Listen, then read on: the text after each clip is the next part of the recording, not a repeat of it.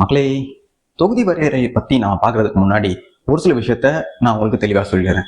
இங்க நம்ம கூட இருக்கிறவங்களும் சரி, அரசியல் ரீதியா நிறைய விஷயம் தெரிஞ்சவங்களும் சரி, இல்ல நம்மளுடைய பெற்றோர்களுமே சரி, அவங்கள பொறுத்த வரைக்கும் என்ன மைண்ட் செட்ல இருப்பாங்கன்னா, அவங்களுடைய ஐடியாஸையும் அவங்களுக்கு தெரிஞ்ச விஷயத்தையும் நம்ம கிட்ட புகுத்தணும்ன்றதுலேயே அவங்க முழு மூச்சா இருப்பாங்க. அதைத்தான் இங்க அரசியல் இருக்க எல்லாருமே பண்ணிட்டு வருவாங்க. அதாவது நமக்குன்னு ஒரு இன்ட்ரெஸ்ட் இருக்கும், நமக்குன்னு தனி மூளை இருக்கு, நமக்குன்னு விருப்பு வெறுப்பு இருக்குன்றதையே இவங்க யாருமே கவனிக்க தவறிடுவாங்க. அதனாலயே அவங்களுடைய கருத்து தான் சரி, நாம ஏதாவது நினைச்சா அது தவறு, நமக்கானதை நாம யோசிக்கவே கூடாது, நமக்கானதையும் அடுத்தவங்க தான் யோசிக்கணுன்ற நிலைமைக்கு நம்மளை கொண்டு வந்து நிறுத்தி நம்மளை முட்டாளாக்குற வேலையத்தான் இங்க இருக்க பெரும்பாலான இடதுசாரி தற்கொலைகள் பார்த்துட்டு வராங்க. அதுலயும் இந்த இடதுசாரி தற்கொலைகள் இருக்கக்கூடிய திமுகவுக்கும் திராவிடத்துக்கும் முட்டு கொடுக்குறவங்க தான் இது மாதிரியான வேலைகளை ரொம்ப அதிகமா செய்வாங்க. அவங்கள பொறுத்த வரைக்கும் பாஜக மனித குலத்துக்கே விரோதமானது, தீய சக்தி. ஆனா திமுக இந்த உலகத்துக்கே மிக புனிதமான கட்சி, மக்களுக்கே நன்மை பயக்க உண்டாக்கப்பட்ட கட்சின்ற மாதிரி இவனுங்க உருட்டிட்டு சுத்துவானுங்க. பட் ரியாலிட்டி என்னன்னு இங்க வாழ்ற நமக்கு தெரியும். ஆனா உண்மை என்னன்னு இங்க வாழாம வெளிநாட்டுக்கு போய், ஆஸ்திரேலியாவுக்கு போய், கனடாவுக்கு போய், இது மாதிரி பல நாடுகளுக்கும் போய் அங்க உட்கார்ந்துட்டு நாளுக்கு நாள் அறையில ஒரு மைக்கையும் கேமராமையும் வச்சுக்கிட்டு பாஜக எந்த மாதிரியான தீய சக்தி தெரியுமா, அது எப்பேற்பட்ட கொடூரங்களை செய்து தெரியுமா, அதனால பாஜக தமிழ்நாட்டுக்குள்ளேயே வர வேணாம், திமுகவுக்கே நீங்க ஓட்டு போடுங்கன்னு சில தற்குறிகள் அங்க உட்காந்துட்டு பேசுவாங்களாம். அப்படி திமுகவுக்கு ஓட்டு போடுங்கன்னு கேட்டா அது பகுத்தறிவுல வருமா, ஆனா பாஜகவுக்கும் அதிமுகவுக்கும் ஓட்டு போடுங்கன்னு கேட்டா அது சங்கீத்தனத்துல வருமா. இந்த விஷயத்துக்காக தான் நான் அதை சொன்னேன். இவங்களை பொறுத்த வரைக்கும் இவங்க எது நினைக்கிறாங்களோ அதை நாம செஞ்சா நாம நல்லவங்க. இவங்க சிறுபான்மையினர்னு இவங்க முட்டு கொடுத்து ஓட்டுக்காக என்ன வேலையை செஞ்சாலும் நாமளும் அதையே ஆதரிச்சு செஞ்சா நாம பகுத்தறிவுவாதிகள். ஆனா நமக்கானதை நாம என்னைக்கு யோசிக்கிறோமோ, நமக்கானதை நாம யோசிக்கணும்னு எவன் எதிர்த்து பேசுறானோ, எவன் எடுத்து பேசுறானோ அவனை இவங்க சங்கி, இவங்களுக்கு எதிரானவன் மாதிரி ப்ரொஜெக்ட் பண்ற வேலைய இவங்க பல காலமா பார்த்துட்டு வராங்க. அதற்கான வேலையை செய்யக்கூடிய யூடியூப்ல ஏகப்பட்ட டீஸ்டாக்ஸ் இருக்காங்க. ஆனா உள்ளூர்ல இருக்கவங்க கூட விட்டுடலாம், ஏன்னா அவங்க இங்கே களத்துல இருக்கிறவங்க, இங்க வாழ்றவங்க, இந்தியாவில வாழ்றவங்க, தமிழ்நாட்டுல வாழ்றவங்க. ஆனா வெளிநாட்டுல உட்கார்ந்துகிட்டு நமக்கு இந்த புரட்சி பாடம்லாம் எடுக்கிறானுங்க இல்லையா, அவனுங்களை தான் நாம செருப்பாலேயே அடிக்கணும். ஏன்னா இங்க என்ன நிலவரம் நடக்குது, இங்க என்ன கலவரம் நடக்குதுன்னு இவனுங்களுக்கு துளியும் தெரியாது. அது எதுவுமே தெரியாம அங்க உட்காந்துக்கிட்டு இங்க இந்தியாவை பத்தியும் தமிழ்நாட்டை பத்தியும் அப்படியே ஆஹா ஓஹோன்னு பயங்கரமா பேசுவாங்க. இங்க திமுகன்ற கட்சி இல்லைன்னா ஜனநாயகமே அழிந்து விடும், மக்களாட்சி என்பதே முடிந்து விடும், இந்த இந்தியாவே கடலுக்குள் மூழ்கி விடும்னு இல்லாத உருட்டை உருட்டிட்டு இருப்பானுங்க. இப்படித்தான் ஈவேரான்ற ஒரு மிஸ்னோமோ கேரக்டரை இவனுங்க உருட்டியே இப்ப வரைக்குமே அவரை எல்லார்கிட்டையும் அடி வாங்க வச்சுட்டு இருக்காங்க. உண்மையாவே இவங்களுக்கு எதுவோ அதை பத்தி நம்ம கிட்ட திணிக்கிறானுங்களே தவிர நமக்கு எது தேவைன்றதை இவனுக்கு இன்னைக்குமே யோசிக்க மாட்டானுங்க. அதை நல்லா புரிஞ்சுக்குவாங்க. அதுலயும் வெளிநாட்டுல இருக்கக்கூடிய சில பொறுக்கிகள் என்ன பண்றாங்கன்னா, சீரியஸாக பொறுக்கிகள் தான் சொல்லுவேன், இங்க என்ன நடக்குதுன்னு துல்லியுமே தெரியாம உத்தரப்பிரதேசத்தை பார், பீகாரை பார், அங்கே எல்லாம் எப்படி பெண்களுக்கு கொடுமை நடக்கிறது பார், அங்கே 6 மாதம் முன்னால் இருக்க முடியுமா, 1 மாதம் முன்னால் தங்கி வாழ முடியுமான்னு உருட்டிட்டு இருக்கானுங்க. நீ இப்ப எங்க இருக்க? முன்னால தமிழ்நாட்டுல போதை கலாச்சாரம் இல்லாத பகுதின்னு சொல்லி ஏதாவது ஒரு இடத்துல உன்னால வாழ முடியுமா? உன்னுடைய பெண் குழந்தையையும் மனைவியையும் இது மாதிரி போதை பரவலா இருக்கிற இடத்துல நீ வீடு கட்டி குடும்பத்தோட வாழ்ந்து காட்டிட்டு நீ பீகாரை பார், ஊபியை பார் அப்படின்னு பேசு. அதனால நீங்க எல்லாம் தமிழ்நாட்டுல என்ன நடக்குதுன்னு முதல்ல பேச பழகுங்க. நம்மளுடைய வீட்டு பக்கத்துல இருக்கிற சாக்கடையை தூர் வாடுறத பத்தி யோசிங்கடானா, இல்ல என் வீட்டு பக்கத்துல எவ்வளவு சாக்கடை இருந்தாலும் பரவாயில்ல, நான் அந்த நாத்தத்தை முகர்ந்துட்டே வாழ்ந்துருவேன், ஆனா ஊப்பியில இருக்குது பாருங்க மிகப்பெரிய சாக்கடை, அதை நான் தூர்வாரியே தீருவேன்னு இங்க உருண்டுட்டு இருக்கானுங்கன்னா இவனுடைய மனநிலை எந்த அளவுக்கு மிக கொடூரமான மனநிலைன்னு நீங்க தான் யோசிக்கணும். இது மாதிரியான பொறுக்கிகள் இருக்காங்க இல்லையா, இந்த பொறுக்கிகள் வெளிநாட்டுல இருந்து ஊட்டுறதுக்கு பதிலா நீங்க தமிழ்நாட்டுக்கு இந்த மாதிரி போதை பரவலா இங்கெல்லாம் இருக்கோ அங்க உங்க குடும்பத்தோடையும் பெண் குழந்தையோடையும் தங்கி அதுக்கப்புறம் நீங்க இந்த கருத்தை பேசுவீங்களான்னு எனக்கு கொஞ்சம் சொல்லுங்க. ஊபியை பார், பீகாரை பார்னு சொல்றது ரொம்ப ஈஸி. ஆனா நம்மளுடைய மாநிலத்துல நடக்கிறதையே நாம பார்க்காம அங்க பாரு இங்க பாருன்னு சொல்றது ரொம்ப கேவலம் இல்லையா?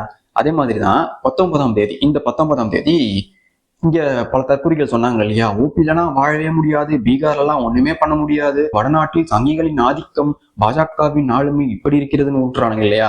இவனுங்க கிட்டலாம் இப்போ ஒரு விஷயத்த சொல்றேன். இவனுங்க சொல்ற இந்த தேனாரும் பாலாரும் ஓடக்கூடிய மாநிலமான தமிழ்நாட்டுல அப்பேற்பட்ட ஆட்சியை தந்த இந்த திமுகவுடைய ஆட்சியில இப்ப நடந்துட்டு இருக்கு இல்லையா, அதுல கடந்த 19ஆம் தேதி 3 நாளைக்கு முன்னாடி 15 வயது சிறுமியை 8க்கும் மேற்பட்டோர் கூட்டு பாலியல் வன்கொடுமை செஞ்சிருக்காங்க. ஆனா இந்த விஷயத்த பேச யாருமே முன் வரல, எந்த ஊடகமும் முன் வரல. இந்த செய்தியே 2 நாள் கழிச்சு தான் யாரோ ஒருத்தர் மூலமா வெளிவந்திருக்கு. இப்படி இங்க தமிழ்நாட்டுல அருமையான ஆட்சி நடந்துட்டு இருக்கும்போது வெளிநாட்டுல இருக்கிற இந்த தற்குறிகள் எல்லாம் பாஜக உள்ள வந்துடவே கூடாது, திமுகவுக்கே நீங்க திரும்ப ஓட்டு போடுங்கன்னு சொல்றானுங்கன்னா அவனுங்களுக்கு எவ்வளவு திமிரு இருக்கணும். அதாவது எலெக்ஷன் நேரத்துல கூட இது மாதிரியான சம்பவங்கள் நடக்கிறத தடுக்க முடியாத அளவுக்கு தான் இவங்களுடைய ஆட்சி இருக்கு. இப்பேற்பட்ட ஆட்சியே மறுபடியும் நீங்க ஓட்டு போடுங்கன்னு சில பொறுக்கிகள் சொல்லிட்டு இருக்காங்கன்னா, அதுலயும் வெளிநாட்டு பொறுக்கிகள் சொல்லிட்டு இருக்காங்கன்னா அவனுங்கெல்லாம் எவ்வளவு திமிருன்னு யோசிச்சு பாருங்க. இதுல ஊபியில வாழுங்க, பீகார்ல வாழுங்கன்னு நம்மள கம்பேர் பண்ணி வேற பார்க்க சொல்றானுங்க. சரி, இவ்வளவு சொல்றியே, இது ஏன் நடந்துச்சு? இதை தடுத்திருக்கலாமே. நம்மளுடைய மாநிலம் அவங்களுடைய மாநிலத்தை விட மிக உயர்ந்த மாநிலம், எல்லாத்துலயுமே எல்லாருக்குமே சேஃப்டியான மாநிலம் சொல்றோமே. ஆனா கடந்த 5 வருஷத்துல 1800க்கும் மேற்பட்ட பெண்களுக்கு எதிரான வன்முறைகளை தாண்டி கற்பழிப்புகள் நடந்திருக்கு. இதுக்கு ஏன்டா வாய் திறக்க மாட்டீங்க?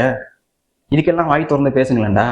இப்போ நான் பாஜக முட்டு தரேன், அதிமுக முட்டு தரேன், சங்கியா இருக்கேன். ஆனா எனக்கு ஒரு அட்வான்டேஜ் இருக்குன்னு வைங்களேன். என்ன அட்வான்டேஜ்னா, என்னால அந்த கட்சியிலேயே இருந்தாலுமே அவங்களை எதிர்த்து வீடியோ போட முடியும். என்ன அவங்க எதுவுமே பண்ண மாட்டாங்க. ஆனா திமுகவுக்கு முட்டு தர, இந்த திமுகவுக்கு ஓட்டு போடுங்க, பாஜக உள்ள வந்துரும் பயம் காட்டிட்டு இருக்கானுங்க இல்லையா, இவனுங்களால அவங்களுடைய கட்சியில நடக்கிற ஒரு தவற சுட்டி காட்டி அதை எடுத்து வெளியே சொல்லி ஒரு வீடியோ போட முடியுமான்னு பாத்தீங்கன்னா இந்த தொடைநடிகைகளால ஒரு விஷயத்த கூட எடுத்து பேசி போடவே முடியாது. ஏன்னா அந்த அளவுக்கு தான் இவனுங்களுடைய நடுநிலைத்தன்மையும் இவனுங்களுடைய மனநிலைமையும் இருக்கும். மிக கொடூரமான சைக்கோக்கள் இவனுங்க தான். ஊபியை பார், பீகாரை பார், பாஜக ஆளும் மாநிலங்களை பார்னு சொல்றானுங்க. ஆனா பாஜக ஆட்சிக்கு வர்றதுக்கு முன்னாடி யார் ஆட்சி பண்ணாங்கன்னு இவனுங்களுக்கு நல்லாவே தெரியும். ஆனாலும் இவனுங்க அந்த காலகட்டத்துல எப்படி இருந்தது அந்த மாநிலங்கள் எல்லாம், இப்ப அந்த மாநிலங்கள் எப்படி இருக்குன்னு பேச மாட்டானுங்க. சரி, இவனுங்க பேசலன்னா கூட பரவாயில்லை. உங்க எல்லாருக்குமே வட மாநிலத்தை சேர்ந்த ஃப்ரெண்ட்ஸ் இருப்பாங்க. அதுலயும் ஐடில வேலை செய்யறவங்களுக்கு கண்டிப்பா ஃப்ரெண்ட்ஸ் இருப்பாங்க. அவங்க கிட்ட 90s கிட்ஸா இருந்தா அவங்களுடைய அம்மா கிட்டையும் அப்பா கிட்டையும் அவங்க சின்ன வயசுல இருக்கும்போது அவங்க வாழ்ந்துட்டு இருந்த மாநிலம் எப்படி இருந்தது, எந்த அளவுக்கு அங்க ஆட்சி இருந்ததுன்னு அவங்க கிட்ட கேட்டாலே புட்டு புட்டு வைப்பாங்க. இப்ப இருக்கிறதுக்கும் அதுக்கு முன்னாடி இருந்ததுக்கும் எவ்வளவு வித்தியாசங்கள் இருக்குன்னு அவங்களே சொல்லுவாங்க. இங்க வெளிநாட்டுல இருந்து சொல்றானுங்க இல்லையா, ஊபியில போய் வாழ முடியுமா, பீகார்ல போய் வாழ முடியுமான்னு சொல்றானுங்க இல்லையா, அங்க வாழ்ந்தவங்களே இப்படி சொன்னாலுமே இந்த தற்குறிகள் இருக்காங்க இல்லையா, திராவிட தற்குறிகள், அவனுங்க அதை ஏத்துக்க மாட்டானுங்க. ஏன்னா அவனுக்கு நல்லாவே தெரியும், இதுக்கு முன்னாடி இருந்ததை விட இப்போ வட மாநிலங்களில் ஏகப்பட்ட விஷயங்கள் டெவலப் ஆகிட்டு வந்துட்டு இருக்கு. அதை பார்த்து தான் இங்க இருக்கவங்க இன்னும் அந்த பழைய கதையவே சொல்லி பாஜக உள்ளே வந்துவிடும், பாஜக ஆளும் மாநிலங்கள் எப்படி இருக்கிறது பாருங்கள்னு உருட்டிட்டு இருக்கானுங்க. சரி மக்களே, அங்க பயங்கரமா காட்டாட்சி நடக்குது, பேயாட்சி நடக்குது, பெண்களுக்கு பாதுகாப்பே இல்லை. இப்ப நம்ம தமிழ்நாட்டுக்கு வருவோம். இங்க என்ன பாதுகாப்புல நாம நொட்டிட்டோம். 2 வயசு குழந்தையில இருந்து, போன வீடியோல சொன்னேன், 2 வயசு குழந்தையில இருந்து 80 வயசு ஆயா வரைக்குமே இங்க பாதுகாப்பு கிடையாது. ஏன்டா பாதுகாப்பே இல்லாத சூழ்நிலையை உருவாக்கி 5 வருஷமா ஆட்சி பண்ணிட்டு இருந்தவங்களுக்கு மறுபடியும் ஓட்டு போடுங்கன்னு சொல்ற மனநிலை உங்களுக்கு எல்லாம் இருக்குன்னா, நீங்கெல்லாம் எனக்கு தெரிஞ்சு ஒரு பெண்ணுக்கு பிறந்தீங்களா இல்ல நீங்கெல்லாம் சுயம்புவான்னு எனக்கு தெரியல. நீங்கெல்லாம் ஒரு பொண்ணுக்கு தானடா பிறந்தீங்க, ஒரு பொம்பளைக்கு தானடா பிறந்தீங்க. உங்களுக்கெல்லாம் உங்க அம்மாவையோ அக்காவையோ தங்கச்சியோ பார்த்து இந்த எண்ணம் வந்தது இல்லையா? காஞ்சிபுரம் சிறுமிக்கு நடந்த சம்பவம் சொன்னேன் இல்லையா, அந்த சம்பவத்தை படிக்கும்போது எனக்கு தோணுது என்னன்னா, நம்ம வீட்டுல இது மாதிரி நடந்திருந்தா நம்மளுடைய மனநிலை எப்படி இருந்திருக்கும். இந்த பிரச்சனை நடந்து அந்த பொண்ணு பயத்துல வெளியே சொல்லவே இல்லையா. அதுலயும் இந்த பிரச்சனை நடந்து வெளியே சொல்லாம இருந்ததுக்கு காரணம் அந்த பொண்ணு மைனர், அதனால பயந்துருக்கு. அதையும் தாண்டி பெற்றோர்கள் எப்படி கம்ப்ளைண்ட் பண்ணாங்கன்னா, இத 2 நாள் கழிச்சுதான் சொல்லியிருக்காங்களாம் வெளியவே. ஏன்னா அங்க கட்சி சார்ந்த அழுத்தங்கள் அவங்களுக்கு கொடுக்கப்பட்டிருக்கு. இதையெல்லாம் வெளிநாட்டுல உட்காந்துக்கிட்டு கூலா எங்கள் திமுகவுக்கு ஓட்டு போடுங்கள், திராவிடத்திற்கு ஓட்டு போடுங்கள்னு பாஜக உள்ளே வந்துடும் பயமுறுத்துற இந்த பொறுக்கிகளுக்கு தெரியுமா? தெரியாது இல்ல, தெரியாம நீங்க எல்லாம் ஏன்டா பேசுறீங்க? இதை பத்தி பேசினா மிகப்பெரிய டாபிக் மக்களே. இதை நம்ம பேசிட்டே இருக்கலாம். அந்த அளவுக்கு நார்த் சவுத் கம்பேரிசன் பண்ணா நம்மளுடைய மாநிலம் மிக கேவலமான மாநிலமா மாறிட்டு வந்துட்டே இருக்கு. அவங்களுடைய மாநிலங்கள் எப்படி இருந்தோ மிக கேவலமான மாநிலங்களா, அதுல இருந்து அவங்க கொஞ்சம் கொஞ்சமா டெவலப் ஆகிட்டு வராங்க. இப்போ நம்ம டாபிக் வந்துரும், தொகுதி மறுவரையறை. இந்த தொகுதி மறுவரையறையில நமக்கு என்ன பிரச்சனை? நமக்கு பிரச்சனை ஆரம்பிச்சது யாராலன்னு பாத்தீங்கன்னா 1952ஆம் ஆண்டு நேருவால. மாமா நம்ம ஜவஹர்லால் நேரு மாமா என்ன பண்ணாருன்னா, அவருக்கு ஒரு ஐடியா இருந்தது, இந்த சைல்ட் பிளானிங்கை கொண்டு வரணும் இந்தியாவுக்குள்ளன்னு. அப்புறம் பாத்தீங்கன்னா அந்த ஐடியா இருந்துச்சு, ஆனா 100% அதை பண்ணியே ஆகணும், இம்ப்ளிமெண்ட் பண்ணியே ஆகணும்னு அவரு ரொம்ப கான்பிடண்டா இல்லை. இதுக்கு அழுத்தம் தந்தது யாருன்னு பாத்தீங்கன்னா ஆல் இந்தியா ஃபெமினிஸ்ட் மூவ்மெண்ட்ல இருந்த பெண்கள் தான் இந்த அழுத்தத்தை தந்து நேருக்கு நீங்க இந்த சைல்ட் பிளானிங் பாலிசியை கொண்டு வாங்கன்னு சொன்னாங்க. அதன்படி நேருவும் என்ன பண்ணாரு, கொண்டு வந்துட்டாரு இந்தியா முழுக்க. ஆனா இந்த சைல்ட் பிளானிங் பாலிசியை எந்த மாநிலங்கள் ரொம்ப ரிகரஸா ஃபாலோ பண்ணாங்கன்னு பாத்தீங்கன்னா குஜராத், மகாராஷ்டிரா, தமிழ்நாடு, கேரளா, ஆந்திரா, கர்நாடகா போன்ற மாநிலங்கள் இதை தீவிரமா கடைபிடிச்சாங்க. இதன் மூலமா அவங்களுக்கு அவங்களே ஆப்ப தூக்கி சொருகிட்டாங்க. எதுக்கு நீங்க இதை பண்ணணும்? இது NWO பிளான். இவங்களுடைய பிளான் படி மக்கள் தொகையை குறைக்கணும். ஆல்ரெடி அதுல அவங்க சக்சஸ் ஆகிட்டாங்க. அதையும் தாண்டி கொரோனா மூலமாகவும் அது சக்சஸ் ஆகிடுச்சு. இதை சொன்னா நிறைய தற்கொலைகளுக்கு புரியாது.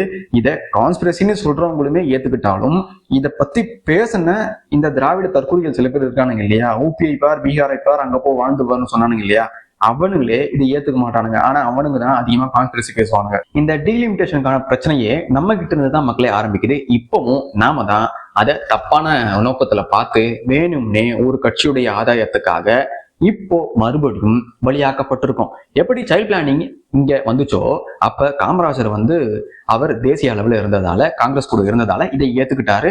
இவர் இங்க தமிழ்நாடு முழுக்க பரவலாக்குனாரு. அதுக்கடுத்து காமராஜரை விட கலைஞர் வந்தாரு. அவர் என்ன பண்ணாருன்னா, இவரை விட 100% இதை இன்னும் தீவிரப்படுத்தி இந்த சைல்ட் பிளானிங்க பயங்கரமா தமிழ்நாட்டு முழுக்க கொண்டு வந்தாரு. சோ இங்க தவறு யார் மேல இருக்கு? 2 பேர் மேல இருக்கு, காமராஜர், கருணாநிதி. இவங்க 2 பேருமே தமிழ்நாட்டுடைய மக்கள் தொகை குறைவதற்கான முக்கிய காரணமா இருந்திருக்காங்க. அரசியல் ரீதியா அந்த பிளானை இம்ப்ளிமெண்ட் பண்ணது இவங்க 2 பேர் தான். இப்படி இருக்கும்போது இதுல பாஜக இங்க இருந்து வந்துச்சு. பாஜக என்ன பண்ணுச்சு? தமிழ்நாட்டுல இருக்க ஒவ்வொரு பெண்ணையா கூப்பிட்டு அவங்க என்ன கருத்தடையா பண்ணி விட்டாங்க? இல்ல ஒவ்வொரு ஆணையா கூப்பிட்டு அவங்களுக்கும் கருத்தடையா பண்ணி விட்டாங்க? இல்லையே. பாஜகவுக்கும் சம்பந்தம் கிடையாது, இங்க இருக்க வேற கட்சிகளுக்கும் சம்பந்தம் கிடையவே கிடையாது. இதுல முழுக்க சம்பந்தப்பட்டது காங்கிரஸும் திமுகவும் மட்டும்தான். தமிழ்நாட்டுல திமுக, மத்தியில காங்கிரஸ். அதுலயும் பாத்தீங்கன்னா மற்ற மாநிலங்களில், நான் சொன்ன மாநிலங்களை தவிர்த்து மீறி இருக்க மாநிலங்களில் இதை பின்பற்றவே இல்லை. ஏன்னா அந்த அளவுக்கு இவங்க இதை 100% எல்லாருமே பண்ணி ஆகணும்னு சட்டத்தை போட்டு கெடுபிடியை காட்டவே இல்லை. ஆனா கெடுபிடியை காட்டாமலேயே இங்க காமராஜரும் கருணாநிதியும் இந்த வேலையை பண்ணிட்டாங்க. சரி, அது நடந்து முடிஞ்சிருச்சு. அதனால நமக்கு பாதிப்பும் உண்டாகிடுச்சு. நம்ம இந்தியா முழுக்க டோட்டல் ஃபெர்டிலிட்டி ரேட் ரொம்பவும் குறைய ஆரம்பிச்சிருச்சு. அதுலயும் தமிழ்நாட்டுல 2024ஆம் ஆண்டு லான்செட் ஒரு ஆய்வு மேற்கொண்டாங்க டோட்டல் ஃபெர்டிலிட்டி ரேட் சம்பந்தமா. அதுல இந்தியாவில் தமிழ்நாடு, வெஸ்ட் பெங்கால், மகாராஷ்டிரா, இன்னும் சில மாநிலங்கள் டோட்டல் ஃபெர்டிலிட்டி ரேட்டுடைய ஒரு ஸ்கேல் இருக்கு இல்லையா, அந்த ஸ்கேலுக்கும் ரொம்ப கீழே, அதாவது பிலோ ஃபெர்டிலிட்டி ரேட்டுக்கும் கீழே போயிடுவாங்க. எப்போ? 2050ஆம் ஆண்டு அளவில் இவங்க நினைச்சாலுமே இந்த 2.1 ஃபெர்டிலிட்டி ரேட்டை தாண்டியும் அந்த 2.1 கூட இவங்களால அச்சீவ் பண்ண முடியாதுன்னு அந்த ஆய்வுல சொல்லியிருக்காங்க. இதற்கான காரணமா அவங்க என்ன சொல்றாங்கன்னா, விமன் எம்பவர்மெண்ட் அண்ட் எஜுகேஷன் செக்டார்ஸ்லையும் ஒர்க்கிங் செக்டார்ஸ்லையும் பெண்களை ஊத்தியதுதான் இதற்கான காரணமாக இருக்கிறதுன்னு லான்செட் சொல்றாங்க. நான் சொல்லல. ஆனா இதன் பின்னாடி இருக்க உண்மை என்னன்னு ஃபெமினிசத்தை பத்தி தெரிஞ்ச எல்லாருக்குமே தெரியும். எந்த அளவுக்கு பெண்களுடைய மூளையை இவங்க மழுங்கடிக்க வச்சு, உன்னுடைய கெரியர் தான் முக்கியம், உனக்கு இந்த தாலி வேலி யூட்ரஸ் எல்லாம் நீ கழட்டி தூக்கி போடுன்னு இங்க இருக்க ஈவே ராமசாமி மூலமா இதெல்லாம் எப்படி இங்க உள்ள வந்ததுன்னு இங்க நிறைய பேருக்கு தெரியவே தெரியாது. இதையெல்லாம் நீங்க தெரிஞ்சுக்கணும்னா ஸ்டார்டிங் எங்க ஆரம்பிச்சது, இதனுடைய ஆரம்ப புள்ளியான காம்யூனிசம் என்ன, காம்யூனிசத்துடைய கொள்கையிலிருந்து உருவான ஃபெமினிசம் என்ன பேசிச்சு, இது எல்லாத்தையும் தெரிஞ்சுக்கிட்டா நான் சொல்லணும்னு அவசியமே இல்லை, உங்களுக்கே தெளிவா புரிஞ்சிடும் எந்த அளவுக்கு பெண்களுடைய மூளையை மாத்தி அவங்களுடைய பர்பஸ் எதுவோ அதுல இருந்து அவங்கள நீக்கி இந்த வேலையை பார்த்துருக்காங்கன்னு தெளிவா தெரியும். இந்த டிஎஃப்ஆர் பிரச்சனை நம்ம தமிழ்நாட்டில் தான் இருக்குன்னு டிஸ்டாக்ஸ் பல பேர் சொல்லிட்டு இருப்பாங்க. அதுதான் கிடையாது. நம்ம சதர்ன் ஸ்டேட்ஸ்ல தான் இருக்குன்னு அதே மாதிரி டிஸ்டாக்ஸ் சொல்லுவாங்க. அதுவும் கிடையாது. இந்தியாவில் மட்டும்தான் இந்த பிரச்சனை இருக்குன்னு சொல்லுவாங்க. அதுவும் கிடையாது. இந்த உலகம் முழுக்க பர்த் ரேட் பிரச்சனை பல வருடங்களா போயிட்டு தான் இருக்கு. கண்ணுக்கே தெரியாத பிரச்சனை அதுதான்னு இங்க இருக்கு நிறைய பேருக்கு அது தெரியவே இல்லை. அதற்கான காரணம் ஃபெமினிசம், காம்யூனிசம். இந்த ரெண்டுமே அருமையா ஒவ்வொரு நாட்டிலையும் அருமையா வேலையை பார்த்து வச்சிருக்கு. அதன் விளைவு தான் இன்னைக்கு டீலிமிட்டேஷன் அப்போ உடனே வந்து உருட்டிட்டு இருக்கானுங்க இங்க இருக்க டிஸ்டாக்ஸ். இந்த சைல்ட் பிளானிங்கை நேரு இம்ப்ளிமெண்ட் பண்ணப்ப யார் அதிதீவிரமா ஃபாலோ பண்ணாங்களோ அவங்களுக்கு தான் பிரச்சனை. அதுலயும் இந்த பிரச்சனையெல்லாம் வரும்னு தெரிஞ்சுதான் பாஜக இப்ப இருக்க சென்ட்ரல் கவர்மெண்ட் தெளிவா சொல்றாங்க, விகிதாச்சாரம் அடிப்படையில தான் சீட் பிரிச்சு தரப்படும்னு சொல்றாங்க. அதை இவங்க மறுத்துட்டு அதன் மூலமா நமக்கு ஆட் இருந்த சீட்டை மறுத்துட்டு இப்ப கம்ப்ளீட்டா எந்த நிலைக்கு கொண்டு வந்திருக்காங்கன்னு பாத்தீங்கன்னா, இந்த டிஸ்டாக்ஸ் முட்டு கொடுக்குற திமுக முழுக்க முழுக்க சென்சஸ் பேஸ் பண்ணி அதன் மூலமா கிடைக்கக்கூடிய ரிசல்ட்டை வச்சு இவங்க மக்கள் தொகை மூலமா எந்த அளவுக்கு எந்த பெர்சன்டேஜ்ல இங்க இருக்காங்கன்னு அதை மையப்படுத்தி அதன் மூலமாக வரையறுக்கப்படும் சீட் தான் இப்ப நமக்கு அலோகேட் பண்ண போறாங்க. ஏன்னா இதுக்கு முன்னாடி இவங்களை பொறுத்த வரைக்கும், பாஜகவை பொறுத்த வரைக்கும், இந்த ஃபர்டிலிட்டி ரேட் சம்பந்தமா எந்தெந்த மாநிலங்கள்லாம் இந்த வேலையை செஞ்சாங்களோ அவங்களுக்கெல்லாம் எக்ஸ்க்ளூசிவ் பெனிஃபிட்டா தான் இங்க இந்த 50% ரேட்ல ஆட் பண்ணலான்னு இருந்தாங்க. ஆனா இவங்க என்ன பண்ணிட்டாங்கன்னா, இதை அப்போஸ் பண்றேன்னு நினைச்சு இதை ஒரேடியா நாங்க வந்து பாஜகவுக்கு எதிராக, இந்த மக்களுக்கு எதிராக, இவங்க செய்யக்கூடிய கொடூரத்துக்கு எதிராக நின்று ஜெயிச்சுட்டோன்னு உருட்டிட்டு இருக்காங்க. அதுதான் கிடையாது. இவங்க உருட்டினாலும் சரி, முட்டினாலும் சரி, புரண்டாலும் சரி, இந்த விஷயத்த அவங்க ஆர்டிகல் 81 and 82 படி கொண்டு வந்து அவங்க நார்த் இந்தியன்ஸாலையும் எதுவும் பண்ண முடியாது, சவுத் இந்தியன்ஸாலையும் எதுவும் பண்ண முடியாது, எந்த மக்களாலையும் இதை எதுவுமே பண்ண முடியாது. ஏன்னா இது கான்ஸ்டிடியூஷன் படி. இந்திரா காந்தி என்ன பண்ணாங்கன்னா 1971ஆம் ஆண்டு இதை பத்தி நல்லா தெரிஞ்சு தன்னுடைய அப்பாவான நேரு இந்த தவறை பண்ணிட்டாரு. அதனால இந்த டோட்டல் ஃபெர்டிலிட்டி ரேட் சம்பந்தமா இருக்கக்கூடிய பாதிக்கப்பட்ட மாநிலங்களில் சென்சஸ் ரீதியா தான் நாம டீலிமிட்டேஷன் பண்ணி சீட்டு ஒதுக்க வேண்டிய நிலைமை வந்துடும், அதனால நமக்கு சிக்கலாயிடும்னு உணர்ந்து அவங்க என்ன பண்ணாங்கன்னா 1976 அப்ப அதை க்ளோஸ் பண்ணிட்டாங்க. இந்த டீலிமிட்டேஷன் ப்ராசஸையே க்ளோஸ் பண்ணிட்டாங்க. எப்போ இதை மறுபடியும் பண்ணணும்னு அந்த காலத்துல முடிவு செய்யப்பட்டதுன்னு பாத்தீங்கன்னா 1976 2001ஆம் ஆண்டு தான் அதை மறுபடியும் பேச ஆரம்பிச்சாங்க. ஏன்னா இந்த 25 வருடங்கள் இடைவெளியில் மக்கள் தொகையை கொஞ்சம் நம்மளால அதிகரிக்க முடியும்னு அவங்க நினைச்சாங்க. அதனால க்ளோஸ் பண்ணாங்க. வாஜ்பாய் என்ன பண்ணாருன்னா 2001ஆம் ஆண்டு வந்து அவர் பங்குக்கு என்ன பண்ணாரு, அப்பயுமே நம்ம சென்சஸ் லெவல்ல எந்த அளவுக்கு இருந்தோன்னு அவருக்கு தெரிஞ்சதோ இல்லையோ, ஆனா அவர் என்ன பண்ணாருன்னா அடுத்த 25 வருஷம் அவருமே க்ளோஸ் பண்ணி விட்டுட்டாரு. ஏன்னா அவருமே இந்த மக்கள் தொகையை மனசுல வச்சுட்டு தான் அதை பண்ணியிருப்பாருன்னு நான் நினைக்கிறேன். இந்த அப்போசிஷன் பார்ட்டிஸ்லாம் அதுலயும் பட்டாசுலாம் வெடிச்சு பயங்கரமா நாங்க இந்த வடநாட்டு செய்கைகளை, வடநாட்டு திட்டங்களை இங்கே கொண்டு வர மாட்டோம் உறுப்பினாங்க இல்லையா, அவங்க எல்லாருக்குமே தெரியும் இந்த விஷயம் 50 வருஷமா இருக்கு, இது இப்படித்தான் நடக்கும், இதை நாம தடுத்தாலும் ஒரு பிரயோஜனமும் இல்லைன்னு அமைச்சர்களா இருக்கக்கூடிய, மந்திரிகளா இருக்கக்கூடிய, திராவிட கட்சியில் இருக்கக்கூடிய எல்லாருக்குமே தெரியும், எல்லா எதிர்கட்சிக்குமே தெரியும். அப்படி இருந்தும் இவங்க இந்த நாடகத்தை போட்டிருக்காங்கன்னா அதுக்கு முக்கிய காரணம் இந்த வெளிநாட்டுல இருந்து உட்காந்துக்கிட்டு பாஜக உள்ள வந்துடும் பூஜானி காட்டுறானுங்க இல்லையா, அந்த மாதிரியான தற்கொலை டிஸ்டாக்ஸை ஏமாத்துறதுக்காக தான் இங்க இருக்க மந்திரிகளும் எம்எல்ஏஸும் ஏமாத்தி வேலையை பார்த்துருக்காங்க. அதுக்கும் இந்த டிஸ்டாக்ஸ் பலியாயிருக்கானுங்க. ஆனா நான் சொன்ன மாதிரி அக்கார்டிங் டு ஆர்டிகல் 81 and 82 அதன்படி என்ன பண்ணுவாங்கன்னா 2026ல இதை பத்தி இப்ப பேசவே மாட்டாங்க. இவங்க அப்போஸ் பண்ணி ஜெயிச்சிட்டதான் நினைச்சிட்டு இருக்காங்க. ஆனா 2027ல சென்சஸ் ரீதியா அதன் அடிப்படையில் இங்க சீட்டு மறுபடியும் இவங்க பிரிப்பாங்க. அப்ப என்ன ஆகும்னு பாத்தீங்கன்னா, இப்ப நமக்கு கிடைக்கவிருந்த 59 சீட்ல இருந்து மிக மட்டமான அளவுக்கு நம்மளுடைய பங்கு குறைந்து போகும். இதற்கான விதையை போட்டதுதான் இந்த திராவிட மாடல். இத பெருமையா வேற பேசிட்டு இருக்கிறது தான் இந்த திராவிட மாடல். இந்த விஷயம் எதுவுமே தெரியாம பாஜக உள்ள வந்தோன்னு முட்டு கொடுக்குறானுங்க இல்லையா இந்த வெளிநாட்டு வாழ் தற்குறிகள், அதுதான் திராவிட மாடல். இவங்களே நமக்கு ஆப்ப தூக்கி சொல்லிவிட்டு ஆரம்பத்துல இருந்தே இவங்க அதான் பண்ணிட்டு இருக்காங்க. விஜயநகர அரசுல இருந்து அதான் பண்ணிட்டு இருக்காங்க, நீதி கட்சி மூலமாவும் அதான் பண்ணிட்டு இருக்காங்க, திராவிட கட்சின்னு திமுக மூலமாவும் அதான் பண்ணிட்டு இருக்காங்க. ஆனா இந்த விஷயம் எதுவுமே ஸ்டாக்ஸுக்கு தெரிஞ்சாலும் தெரியாத மாதிரி காட்டிக்கிட்டு நம்மளை ஏமாத்திட்டு இருக்காங்க. உங்க எல்லாருக்குமே எப்படி சொல்லி வச்சிருக்காங்கன்னா, நார்த் சவுத் அப்படி ஒரு டிவைடு மட்டும் தான் இன்னி வரைக்குமே எல்லாரும் பார்த்துட்டு வரீங்களே தவிர சென்டர், நார்த், சவுத், ஈஸ்ட், வெஸ்ட்னு இந்தியாவில் இது எல்லாமே இருக்குன்னு இங்க யாருமே யோசிக்கிறதும் கிடையாது, அதை பத்தி பேசுறதுமே கிடையாது. நமக்கு மட்டும்தான் இது இந்த மாதிரி பாதிப்புகளை ஏற்படுத்துதான்னு பாத்தீங்கன்னா கிடையவே கிடையாது. இப்ப நான் சொன்ன எல்லா செக்டார்ஸ்க்குமே இந்த பாதிப்பை ஏற்படுத்துது. ஆனா ஏன் இதெல்லாம் யாரும் பேசுறது கிடையாது? இவனுங்களை பொறுத்த வரைக்கும் அரசியல் பண்றதுக்காக ஒட்டுமொத்தமா எல்லா பக்கமும் நம்மளை தாண்டி இருக்கிற எல்லாத்தையுமே நார்த், நமக்கு இந்த பக்கம் இருக்க எல்லாமே சவுத்துன்னு இன்னை வரைக்குமே அந்த பிரிவினையை பேசித்தான் ஊரை ஏமாத்திட்டு வரானுங்க. ஃபர்ஸ்ட் இந்த டீலிமிட்டேஷனை கொண்டு வந்தது காங்கிரஸ் தான், அதுக்கடுத்து சென்சஸ் எடுத்ததும் காங்கிரஸ் தான், அதை ஃப்ரீஸ் பண்ணதும் காங்கிரஸ் தான். அதுக்கடுத்து வாஜ்பாய் வந்து அவரும் இந்த மக்கள் தொகை மூலமா என்ன பண்ணாரு, அவரும் ஃப்ரீஸ் பண்ணிட்டாரு. இப்போ அதை நாம என்ன பண்ணணும், அதை ஆக்டா கொண்டு வரணும்னு தான் இந்த பில்லை இன்ட்ரடியூஸ் பண்ணாங்க. இந்த இன்ட்ரடியூஸ் பண்ண பில்ல 2011 சென்சஸ் பேஸ் பண்ணி எடுத்தா நமக்கு இந்த சீட்ஸ் குறையும்ன்றது வாஸ்தவம் தான். ஏன்னா அப்ப நம்மளுடைய மக்கள் தொகை கம்மியா இருந்திருக்கும் அப்படின்ற ஒரு நினைப்புல எல்லாருமே பேசிட்டு இருக்காங்க.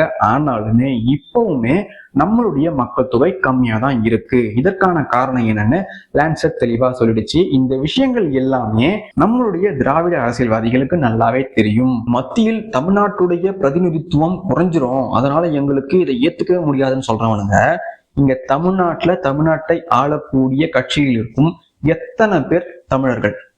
இங்க பெரும்பான்மையா அந்த கட்சியில இருக்கவங்க தெலுங்கர்கள். இங்கேயே தமிழ்நாட்டுல தமிழர்களுக்கே பிரதிநிதித்துவம் இல்லை. அப்படி இருக்கும்போது இதை பத்தி இந்த பாரி சாலமன் கான் போன்ற ஆட்கள் பேசாம மத்தியில் எங்களுக்கு பிரதிநிதித்துவம் கிடைக்கவில்லை அப்படின்னு இந்த பாரி சாலமன் கானும் வெளிநாட்டுல இருக்க சில தற்குறிகளும் டிஸ்டாக்ஸா இருக்க தற்குறிகளும் மத்தியில் எங்களுக்கு இல்லைன்னு பேசுறானுங்களே தவிர, ஏண்டா இங்க வாழக்கூடிய தமிழர்களான எங்களுக்கே இங்க பிரதிநிதித்துவம் கிடையாதே. அதையே இங்க 70 ஆண்டு காலமா எவனும் பேசவே இல்லை. இப்போ வந்து பொத்துக்கிட்டு தமிழர்களுடைய உரிமை பறிபோகுதுன்னு ஊரை ஏமாத்திட்டு இருக்கானுங்க. நல்லா யோசிச்சு பாருங்க. நம்ம ஆளக்கூடிய நம்ம வாழக்கூடிய மாநிலத்திலேயே தமிழர்களான நமக்கு முன்னுரிமை கிடையாது, தமிழ் மொழிக்கு முன்னுரிமை கிடையாது, தமிழ் படிப்புக்கு முன்னுரிமை கிடையாது. எதையெல்லாம் நமக்கு முக்கியமா பண்ணணுமோ அது எல்லாத்துலயுமே நம்மள புறந்தள்ளிட்டு நம்மளுடைய மொழியையும் இவங்க கேவலப்படுத்திட்டு இப்போ சென்ட்ரல் கவர்மெண்ட்டை எதிர்த்து இவங்க பேசி நமக்கான பிரதிநிதித்துவத்தை இவங்க வாங்கி தந்துருவாங்களாம். இதெல்லாம் மிகப்பெரிய நகைச்சுவை தானே மக்களே. நம்மளுடைய தமிழ் மொழியே இங்க விளக்கம், அதாவது சிறுபான்மையினர் மாணவர்களுக்கு தமிழ் மொழியில் எழுதணுன்ற கட்டாயமே கிடையாது. எப்படி தமிழ்நாட்டுல வாழக்கூடிய மக்களுக்கு தமிழ்நாட்டுல சிறுபான்மையினரா இருக்கிறாங்கன்னு சொல்லி தமிழ் மொழிய இவங்க ஒதுக்கி வச்சு விளக்கு தராங்கன்னா இவங்க தான் நமக்காக பேசுவாங்கன்னு நீங்க நம்புறீங்களா? நீங்களே வச்சு பாருங்க. இது அப்பட்டமான அரசியல் நாடகமே தவிர இங்க சொன்ன மாதிரி இந்த சென்சஸ் ரீதியா இங்க இந்த டீலிமிட்டேஷன் கொண்டு வரப்படும். இதுல நமக்கு சீட்டு குறைஞ்சாலோ இல்ல கூடுனாலோ இது எல்லாத்துக்குமே இந்த திமுக தான் காரணமாக இருப்பாங்கன்றத நீங்க மறந்துடாதீங்க. இவங்களாலதான் இப்ப இந்த பில் அமல்படுத்தப்படல. இங்க எல்லாமே நினைச்சிட்டு இருப்பாங்க இது பாஜகவுடைய தோல்வின்னு. அதுதான் கிடையாது, அவங்களுக்கு நல்லாவே தெரியும். ஆர்டிகல் 370 ரிமூவ் பண்ண தெரிஞ்சவங்களுக்கு இந்த குழந்தை விளையாட்டா இருக்கக்கூடிய இந்த டீலிமிட்டேஷன் பில்ல அவங்களுக்கு பண்ண தெரியாதா? தெளிவா ஸ்கெட்ச் போட்டு தான் இதுல அப்போஸ் பண்ணது யாருன்னு எல்லாரையுமே பார்த்துக்கிட்டாங்க. இப்ப என்ன பண்ணுவாங்கன்னா சென்சஸ் ரீதியா இவங்க இந்த டீலிமிட்டேஷனை கொண்டு வந்துட்டு குறைஞ்சாலோ கூடினாலோ யார் காரணம்னு சொல்லுவாங்க. யார் அப்போஸ் பண்ணாங்களோ அவங்க தான்ப்பா காரணம், நாங்க காரணம் இல்லைன்னு தெளிவா முடிச்சு போயிடுவாங்க. அப்ப நம்ம பாஜகவை கேள்வி கேட்கவே முடியாது. யார் நம்ம கேள்வி கேட்கணும்? நம்மளுடைய மாநிலத்துடைய பிரதிநிதித்துவம் குறைஞ்சிரும்னு உருட்டி இது எல்லாத்தையும் தடுத்தாங்க இல்லையா, அவங்களதான் நாம கேள்வி கேட்கிற நிலைமைக்கு வருவோம். ஆனா உப்பியை பார் பீகாரை பார் அங்க வாழ முடியுமான்னு இன்னைக்கு உருட்டுற பாஜக பூச்சாண்டி காட்டுற இந்த தற்கொலைகளால அன்னைக்கு இந்த திராவிடத்தை எதிர்த்து கேள்வி கேட்க முடியாது. அதுதான் இவங்களுடைய நடுநிலைத்தன்மையும் அதுதான் இவங்களுடைய தைரியமும். பூராவும் துறநடிங்க பசங்க எது உண்மைன்னு பேசவே இங்க வக்கீலாதவனுக்கு தான் யூடியூப்ல உட்காந்துக்கிட்டு நமக்கு பெண்ணியம்னா என்ன, பெண்களுடைய உரிமைகள் பறிக்கப்படுது, அடக்குறாங்க ஒடுக்குறாங்க ஆரியர்கள்னு இன்னி வரைக்குமே அந்த பாஜக பயத்தை காட்டிட்டு வந்துட்டு இருக்காங்க. இதன் மூலமா 2027 எடுக்க போற சென்சஸ் மூலமா கண்டிப்பா டீலிமிட்டேஷன் நடக்கும். ஆனா இந்த விமென்ஸ் ரிசர்வேஷன் பில் இம்ப்ளிமெண்ட் ஆகுமான்னு பாத்தீங்கன்னா கண்டிப்பா எனக்கு தெரிஞ்சு அது ஆகாது. இந்த விஷயத்த பண்ணது இந்த அப்போசிஷன் பார்ட்டி. பெண்களுக்காக நீதி வாங்கி தந்தோம், பெண்களை அடுப்பறையில இருந்து நாங்க கொண்டு வந்தோம், பெண்களுக்கு சம உரிமை வாங்கி தந்தோம்னு வாய்க்கிழிய ஊற்ற இந்த திராவிட மாடல் கட்சி தான் பெண்களுக்கு ஆப்படிச்சு விட்டுருக்காங்க. இந்த விமென்ஸ் ரிசர்வேஷன் பில் கண்டிப்பா எனக்கு தெரிஞ்சு 2034 கூட வர வாய்ப்பே கிடையாது. அதையும் தாண்டி அதனுடைய எதிர்காலம் என்ன ஆகும்னே தெரியாத அளவுக்கு இவங்க இந்த டீலிமிட்டேஷன் பில் கேன்சல் பண்ணதன் மூலமா விமென்ஸ் ரிசர்வேஷன் பில்லுக்கும் ஆப்படிச்சு விட்டுருக்காங்க. இது இங்க இருக்க பொதுவாக சொன்ன பெண்களுக்கு அரசியல் தெரியாது, அதனால அவங்களுக்கு இதுல அதிகமான ஈடுபாடு இருக்காது, இதை பத்தியும் தெரியாது. அதனால இப்ப வரைக்குமே அவங்க என்ன நினைச்சிட்டு இருப்பாங்கன்னா திராவிடம் தான் எங்களை உயர்த்தியது அப்படின்னு நினைச்சிட்டு இருப்பாங்க. ஆனா உங்களுக்கு டோட்டலா ஆப்படிச்சு விட்டது இந்த திராவிடம் தான். விமென்ஸ் ரிசர்வேஷன் பில் மூலமா 33% பெண்களுக்கு ஸ்டேட் லெஜிஸ்லேட்டிவ் அசம்பிளிலையும் லோக்சபாலையும் தரணும்னு 2023ஆம் ஆண்டு கொண்டு வந்தாங்க. இதுக்கு கையை தூக்கி நான் வழிமொழிகிறேன்னு சொன்னது இந்த இப்ப எதிர்த்த அப்போசிஷன் பார்ட்டி தான். அதுல தெளிவா மென்ஷன் பண்ணிருக்காங்க, டீலிமிட்டேஷன் அண்ட் சென்சஸ் இந்த ப்ராசஸின் அடிப்படையில தான் இந்த 33% விமென்ஸ் ரிசர்வேஷன் பில்ல நாம பாஸ் பண்ண முடியும்னு 2023ஆம் ஆண்டே இவங்க சொல்லிட்டாங்க. சொன்னதுக்கு அப்புறம் தான் கையை தூக்கி எதிர்கட்சிகள்ல இருந்து எல்லாருமே ஓகே சொல்லி இதை பாஸ் பண்ணாங்க. ஆனா இப்போ என்ன ஆச்சுன்னா இந்த 33% எதன் அடிப்படையில் கொடுக்கப்படும்னு அப்ப பேசியிருந்தாங்கன்னா டீலிமிட்டேஷன் அடிப்படையில தான். டீலிமிட்டேஷன் மூலமா மோடி கவர்மெண்ட் என்ன பண்ண நினைச்சாங்க, 550 சீட்டா இருக்கிற மேக்சிமம் சட்டத்தின்படி 550 சீட் தான் இருக்கணும்னு இருந்ததை இவங்க 850 மாத்தி அதுல 33% பெண்களுக்கு ஒதுக்கணும்னு இவங்க பக்காவா பிளான் பண்ணி வச்சிருந்தாங்க. ஆனா 2023ஆம் ஆண்டு டீலிமிட்டேஷன் படிதான் இதை பண்ணுவோம்னு தெரிஞ்சோம் அதை ஏத்துக்கிட்டு ஓகே சொன்ன இந்த திராவிட மாடல் கட்சிகள் போன்ற எதிர்கட்சிகள் இப்போ ஏன் இதை எதிர்த்து விமென்ஸ் ரிசர்வேஷன் பில்ல நாசப்படுத்திட்டாங்கன்னு பாத்தீங்கன்னா அந்த நேரத்துல ஓகே சொல்லிட்டு எலெக்ஷன் நேரத்துல இந்த நாடகத்தை போடலாம்னு அப்பவே திட்டம் போட்டு தான் இந்த வேலையை பார்த்துருக்காங்க. ஆனா இதன் மூலமா டீலிமிட்டேஷனையும் இவங்களால தடுக்க முடியாது, சென்சஸ் எடுக்க போறதையும் தடுக்க முடியாது. ஆனா ஒரு விஷயத்த தடுத்துட்டாங்க, அது என்னன்னா 850 சீட்டா ஆனதுக்கு அப்புறம் அதுல 33% பெண்களுக்கு ஒதுக்கப்படும்னு இருந்ததை இவங்க ஒரே அடியா தடுத்துட்டாங்க. அதை முழுக்க முழுக்க செஞ்சது யாருன்னா இந்த எதிர்கட்சிகள், பெண்களுக்காக பாடுபடுறேன்னு சொல்ற எதிர்கட்சிகள். இதுல நிறைய பேர் கேட்கலாம், ஏன் 2023லயே பாஸ் பண்ணிட்டாங்களே, டீலிமிட்டேஷன் இல்லாம அதை 2023லயே அமல்படுத்திருக்க முடியாதா, இதை கொண்டு வந்திருக்க முடியாதா, ஏன் வேணும்னே இந்த பாஜக கவர்மெண்ட் இப்படி பண்ணுதேன்னு நிறைய பேர் கேட்கறாங்க. இப்ப இருக்கிற சீட்ஸ் 543 தான். இந்த 543ல 33% கொடுக்க எதிர்கட்சிகள் ஏத்துப்பாங்களான்னு யாராவது கேட்டீங்கன்னா அவங்களே பெண்களுக்கு அந்த அளவுக்கு ரெப்ரசன்டேஷன் தரக்கூடாதுன்னு தான் சொல்லுவாங்க. அதன் காரணமா தான் இவனுங்க இந்த வேலையை பார்த்துருக்கானுங்க. இது தெரியாம 2023லயே இதை பண்ணிருக்கலாமே, ஏன் பண்ணல, இவங்க தான் பெண்களுக்கு அநியாயம் பண்றாங்கன்னு ஒரு பக்கம் உருட்டிட்டு இருக்கானுங்க, எந்த வித தகவலும் தெரியாம. இப்போ இவ்வளவுதான் மக்களை மேட்ரு. இந்த பெண்களுக்கான 33% விமென்ஸ் ரிசர்வேஷன் பில்ல ஒரேடியா அழிச்சது இந்த அப்போசிஷன் பார்ட்டி தான். டீலிமிட்டேஷனை இவங்களால தடுக்க முடியாது, சென்சஸ் எடுக்க போறதையும் தடுக்க முடியாது. 850 59 சீட் நமக்கு கிடைக்கவிருந்ததை இவங்க தடுத்து இப்போ 39 சீட்ல இருந்து 32 சீட்டா மாறப்போகுது சென்சஸ் அடிப்படையில். இதனால பிரச்சனை பாஜக கவர்மெண்ட் கிடையாது, வடக்குல இருக்கவங்களும் கிடையாது, நமக்கு தான் பிரச்சனை. இதை முழுக்க முழுக்க பண்ணது திராவிட மாடல் தான். அதையும் தாண்டி வடக்குல எல்லாருமே அதிக சீட் பெற்று விட்டார்கள், அவர்களுக்கு இன்க்ரீஸ் ஆகுதுன்னு சொல்றாங்க இல்லையா, அதுவும் சுத்த போய் 2-3 ஸ்டேட்ஸ் தான். எந்த ஸ்டேட்ஸ் இந்த சைல்ட் பிளானிங்கை ஃபாலோ பண்ணலையோ அந்த ஸ்டேட்ஸ்க்கு மட்டும்தான் இது அதிகமாகுதே தவிர அதை டேக்கிள் பண்றதுக்காக தான் இந்த 50% ஈக்குவல் பண்ணி நாங்க 59 சீட்டா மாத்தி தரோம்னு சொல்லியிருந்தாங்க. அதையுமே இல்ல நீங்க பேப்பர்ல எழுதியிருந்தாதான் நாங்க நம்புவோம்னு என்னமோ இவங்க உலகமகா உத்தமர்கள் மாதிரியும் அவங்க அயோக்கியர்கள் மாதிரியும் இவங்க எது செஞ்சாலும் வெள்ளை அறிக்கையை நம்ம கிட்ட காட்டிட்டு பொதுமக்கள் எல்லாருக்கும் தெரியப்படுத்திட்டு தான் இவங்க நல்ல விஷயத்த செய்வாங்கன்ற மாதிரி உருட்டி வச்சிருக்காங்க. பட் இவங்களே இது மாதிரி பேப்பர்ல இல்லாத ஏகப்பட்ட வேலையை பண்ணியிருக்காங்க. ஆனா சென்ட்ரல் கவர்மெண்ட் ஓப்பனா வெளிப்படையா ஒட்டுமொத்த தேசத்துக்குமான ஒரு விஷயத்துல எனக்கு தெரிஞ்சு இவங்க போய் சொல்லக்கூடிய வாய்ப்பே கிடையாது. 50% ஒதுக்கி அதுக்கேத்த மாதிரியான கால்குலேஷன் எல்லாம் பண்ணிதான் இவங்க பேசுறாங்க. ஆனா இதை அப்படியே இவங்க என்ன பண்ணிட்டாங்கன்னா ஆஃப் பண்ணிட்டாங்க. இதன் மூலமா 543 சீட்லயே நமக்கு 39ல இருந்து 32 ஆக போகுது. பெண்களுக்கான பில் காணாமல் ஆயிடுச்சு. இதனால யாருக்கு நஷ்டம், யாருக்கு லாபம்னு நீங்களே யோசிங்க.